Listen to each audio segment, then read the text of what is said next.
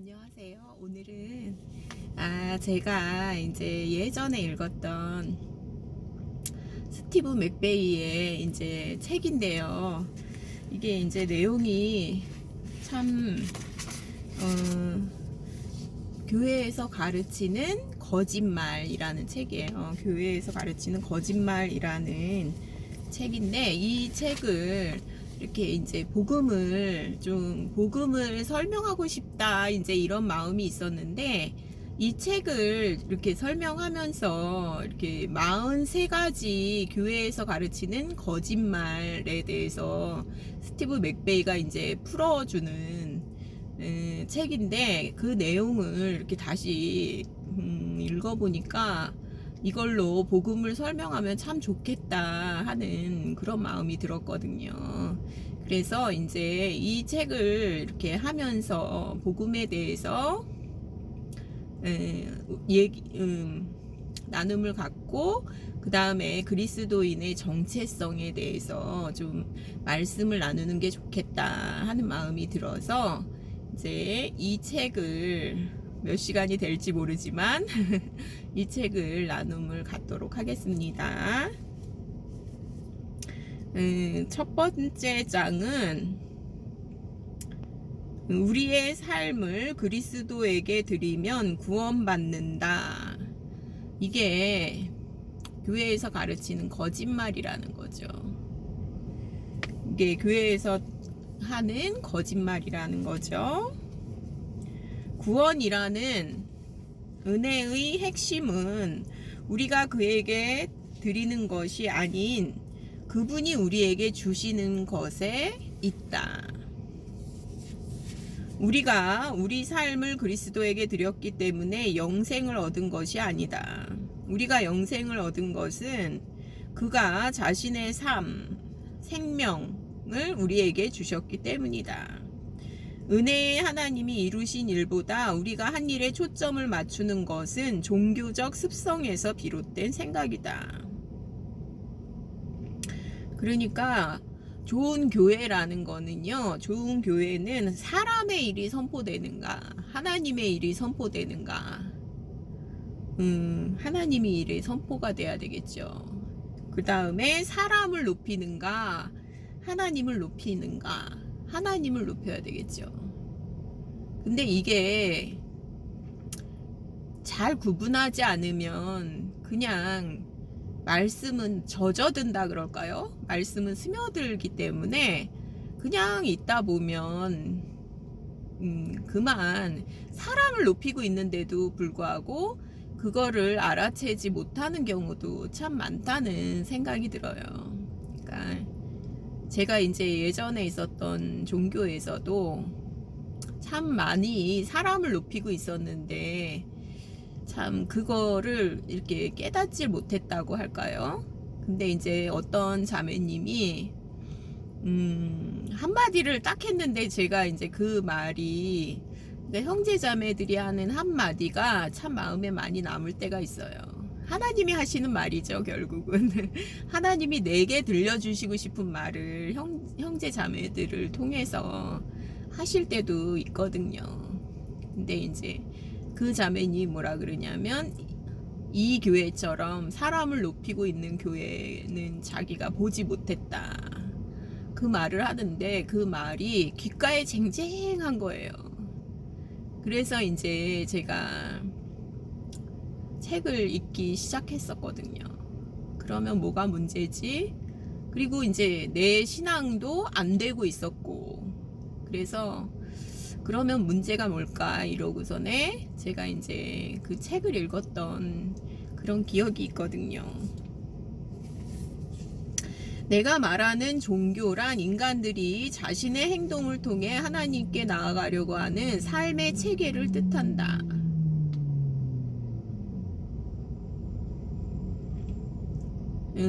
이제 스티브 맥베이는 야고보를 이제 종교라는 단어를 긍정적으로 사용했다, 이렇게 이제 보고 있어요. 근데 이제 야고보는 사실은 믿음과 행함을 얘기를 하고 있죠. 그러니까 이제 스티브 맥베이는 이게 이제 언제 쓰여진 책인지는 잘 모르겠지만 그리스도인의 처음 단계 자유에 대해서 이제 쓰고 있는 거거든요. 근데 이제 야고보는 그 성령으로 행함 그거를 쓰고 있는 거거든요. 그러니까 그거를 아직 이해하지 못하는 것 같아요. 스티브 맥베이는. 그래서 이제 야고보서를 루터도 굉장히 싫어했다고 해요. 루터도 굉장히 싫어했다고 하는데 은혜는 그러니까 오직 믿음으로 우리가 구원을 받는데 그러니까 야고보서에는 믿음과 행함이 나와 있다고 하면서 굉장히 싫어했다 하는데 요거는 이제 그 자유를 누려야 돼요. 우리 그리스도인들은. 그리고 이제 성숙한 자라야 성령으로 행하는 게 이제 나타나는 거거든요. 그러니까 이제 태어나자마자는 자유를 누리는 게 맞다고 생각을 해요. 그러니까 그런 부분에 대한 이해라고 생각을 하고요. 구원은 우리가 먼저 시작한 것이 아니다. 하나님이 시작하셨다. 마치 우리의 행동이 우리의 구원을 이끌어낸 것처럼 말한다면 하나님을 폄하하고 우리를 높이는 셈이 된다. 그렇죠. 그러니까 사람이 뭔가를 해서 구원을 받으려고 한다면 그게 바로 그 자기의예요. 자기의. 그래서 거부하잖아요. 하나님의 의를, 자기 의를 높이기 위해서. 구원은 하나님의 영역이다. 그가 모든 것을 시작하셨기에 우리는 그에게 나아갈 수 있다. 그가 먼저 우리를 사랑하셨기 때문에 우리도 그를 사랑하는 것이다. 예수 그리스도를 통해 하나님이 이루신 일을 받아 누리는 것이 바로 은혜다. 하나님은 시작하시고 일하시고 영원한 구원을 주시는 분이다.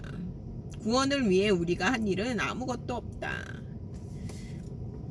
어차피 우리는 아무것도 할 수 없었던 존재이기 때문이다. 그러니까 요거는 이제 구원을 위해서 우리가 할 일이 없다 하는 부분. 그러니까 이제 그리스도인이 물론 그렇죠. 전적으로 타락한 상태에서 하나님이 하신 일이 우리를 살려주시지 않으면 할 게 없죠, 우리가. 그런데 이제 이 자유는 과거의 구원을 이제 얘기하는 거죠. 과거의 구원. 근데 이제 성령으로 행함도 있고 그 다음에 스스로 자기의 자유를 스스로 제한하는 사람들도 있거든요. 사도 바울처럼. 그래서 스스로 종이 되는 사람들이 있거든요. 완전한 자죠. 완전한 자. 그러니까 과거의 구원, 현재의 구원, 미래의 구원. 근데 이제 스티브 맥베이가 하는 말은 과거의 구원에 관한 그런 이제 말씀을 전하고 있다는 생각이 듭니다. 구원의 시작이 모두 하나님께 속했음을 알 수 있다. 그래서 이제 말씀을 읽어드리겠습니다. 하나님이 세상을 이처럼 사랑하사 독생자를 주셨으니 이는 그를 믿는 자마다 멸망하지 않고 영생을 얻게 하려 하심이라. 요한복음 3장 16절. 멸망치 않고 그 다음에 영생을 얻게 하려 하심이라. 이게 복음이라는 거죠.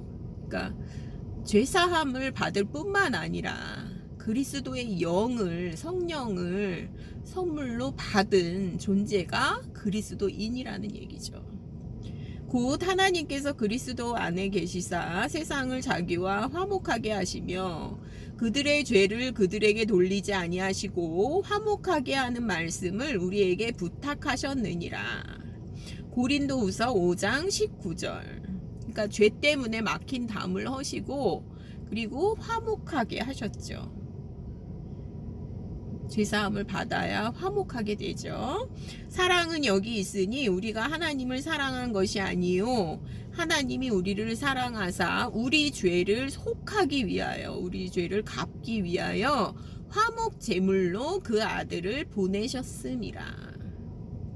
그러니까 하나님과 우리 사이에 막힌 담, 죄로 막힌 담을 예수님이 그 이제 대신 갚으셨고요. 그리고 화목 제물로 아들을 보내셨다는 얘기죠.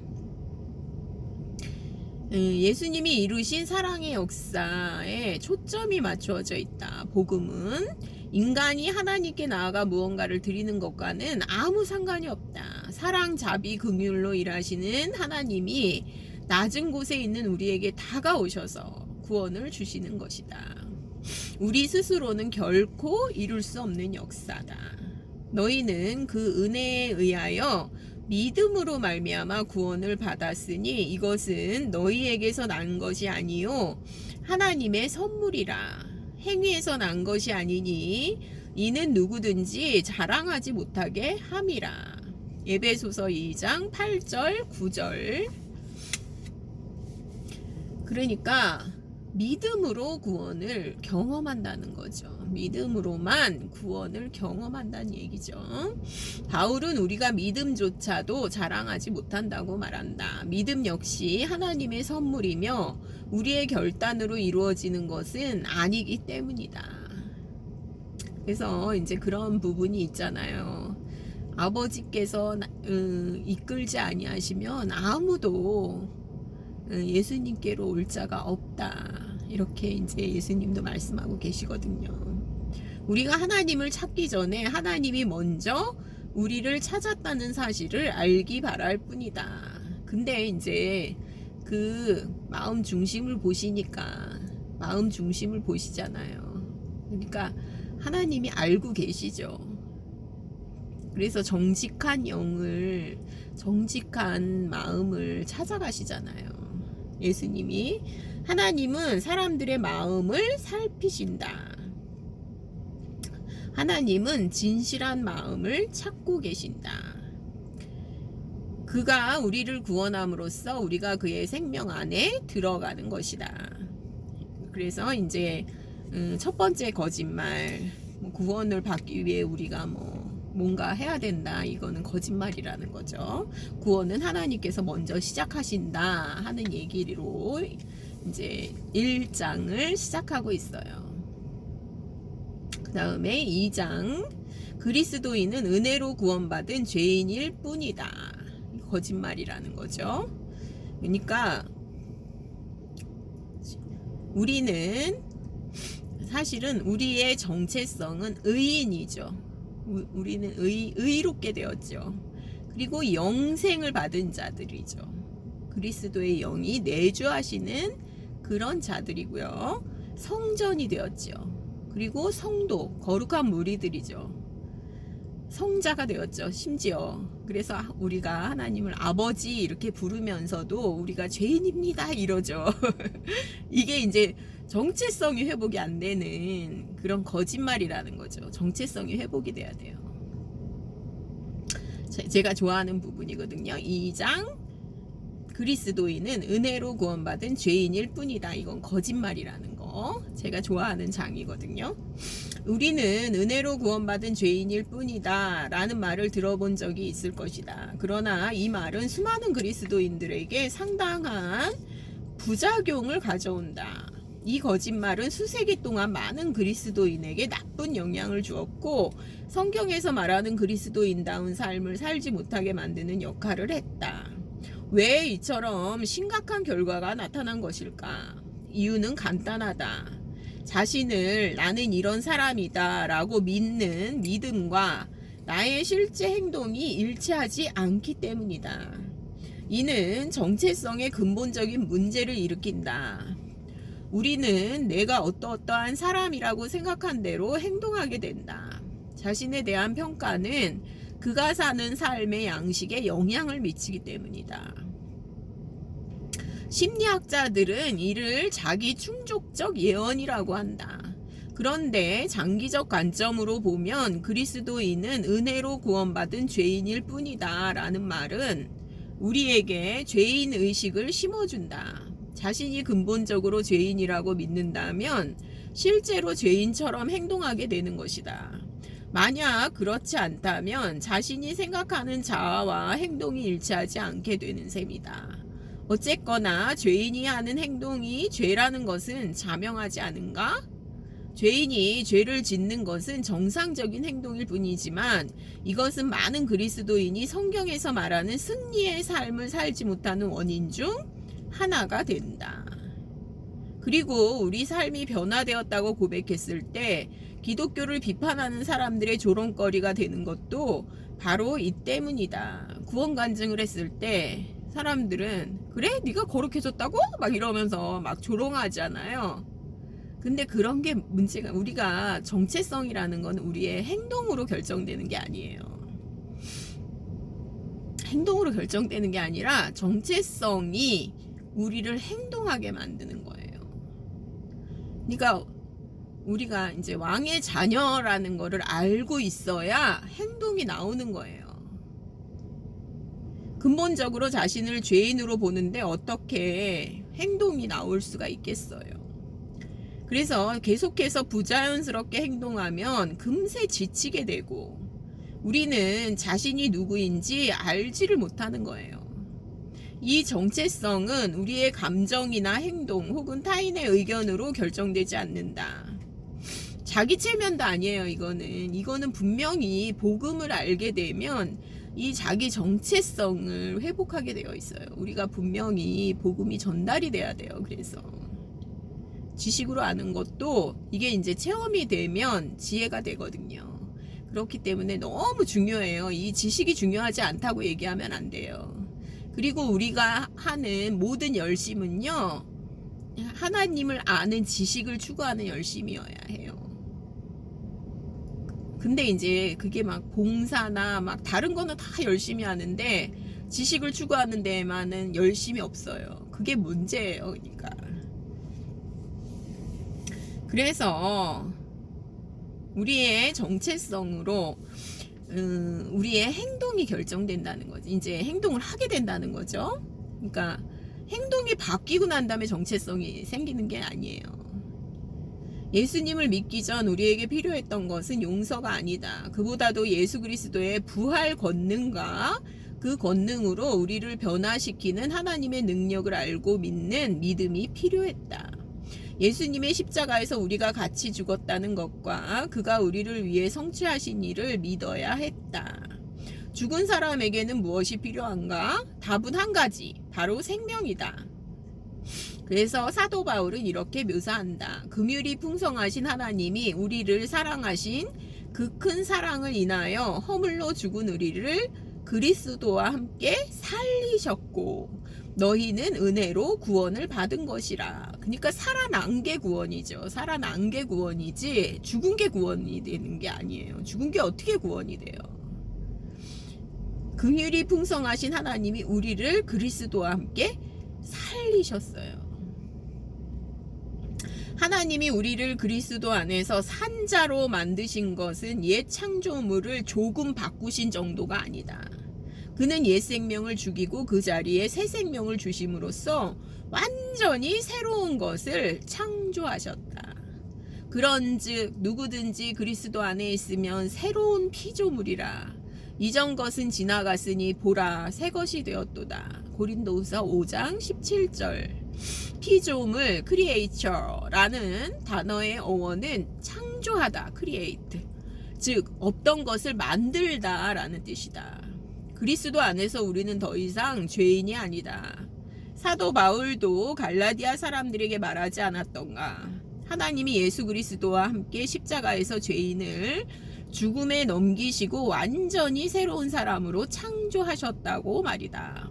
내가 그리스도와 함께 십자가에 못 박혔나니 그런즉 이제는 내가 사는 것이 아니요 오직 내 안에 그리스도께서 사시는 것이라.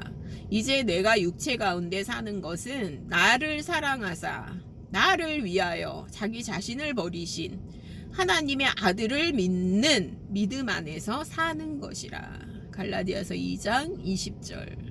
여기도 부활 생명이 나타나 있습니다.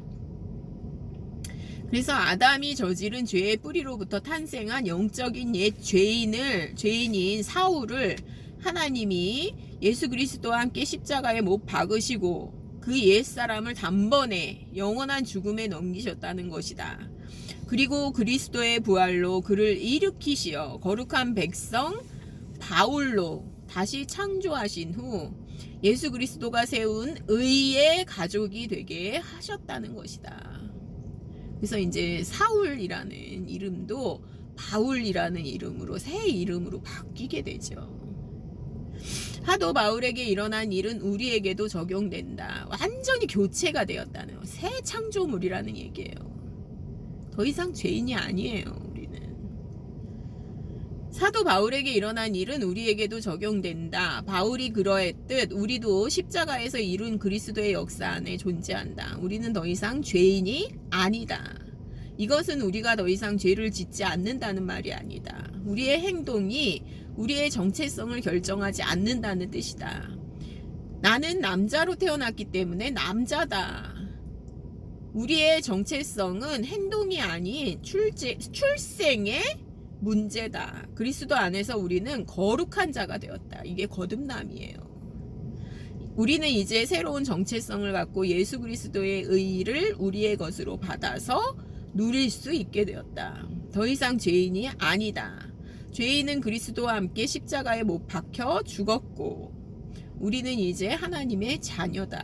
하나님의 만드신 바, 하나님의 걸작품, 성스러운 작품.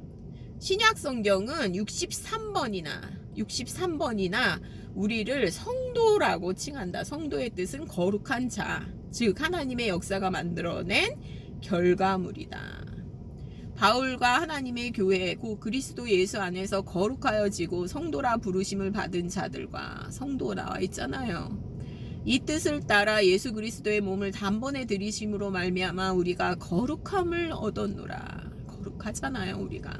우리를 거룩하다 또는 성도라고 부르는 것은 우리의 행동 때문이 아니라 우리에게 주어진 정체성 덕분임을 분명히 알아두자. 우리는 예수 그리스도 안에서 성도다. 거룩한 물이죠. 자유 안에서 영적 생활을 하려면 이 성경 말씀을 믿어야 한다. 이기는 자로 살려면 반드시 정체성이 회복이 돼야 돼요. 라이언 킹에서 심바가 벌레도 무서워하던 조그만 이제 사자, 라이언 킹인데 원래는 이 사자가 벌레도 무서워했었거든요.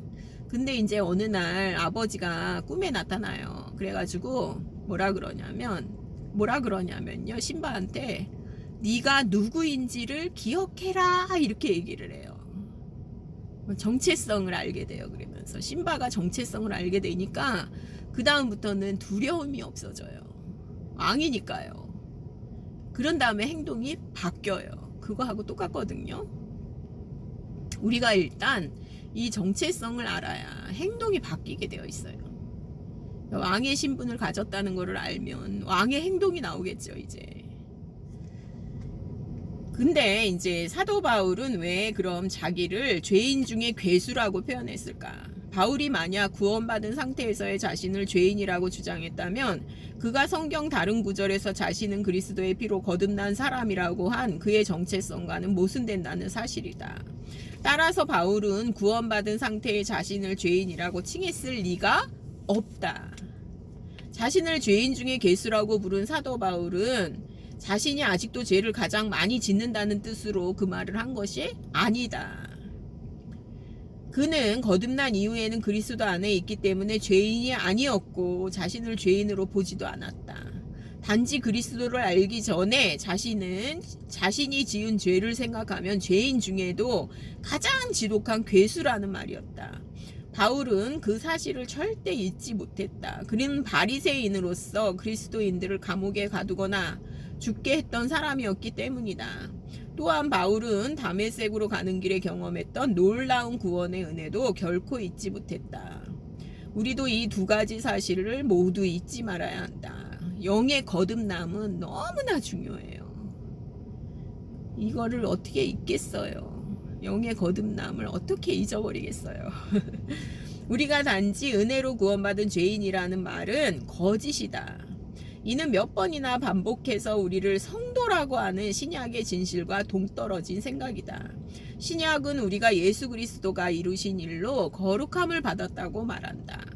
이 사실을 반드시 기억해야 한다. 그렇지 않으면 우리의 고유한 권리인 승리의 삶을 누리지 못하기 때문이다. 우리의 행동은 우리가 자신을 어떻게 생각하고 있는지를 반영하게 된다. 우리의 행동은 우리의 정체성이 결정한다는 거죠. 그러니 우리 자신이 진정으로 누구인지 인식할 때 우리의 삶 속에서 더욱 하나님께 영광을 돌릴 수 있다. 우리는 죄인이 아니다. 그리스도가 이루신 일로 우리는 성도라고 하는 새로운 피조물이 되었다. 이 진리를 깨달은 자는 거룩한 삶을 살 수 있다. 우리의 참된 정체성을 인정하자. 스티브 맥베이의 글이 이렇게 멋져요. 무슨 아무것도 할 수 없는 자예요. 정체성을 회복하면 우리는 거룩한 삶을 살 수 있다고 스티브 맥베이가 말하고 있잖아요. 진짜 그리스도인은 의인이라는 거죠. 그리고 거룩한 자, 그리스도의 영을 소유한 성도라는 거죠. 그리고 영생을 소유한 자, 왕의 자녀, 신적인 생명을 사는 자. 그 다음에 이 마음 중심이 바뀐 자, 아예 교체가 된 자. 그 다음에 새로운 피조물이다 하는 얘기를 그래서 이 배에서 생수의 강이 흘러나온다고 하잖아요.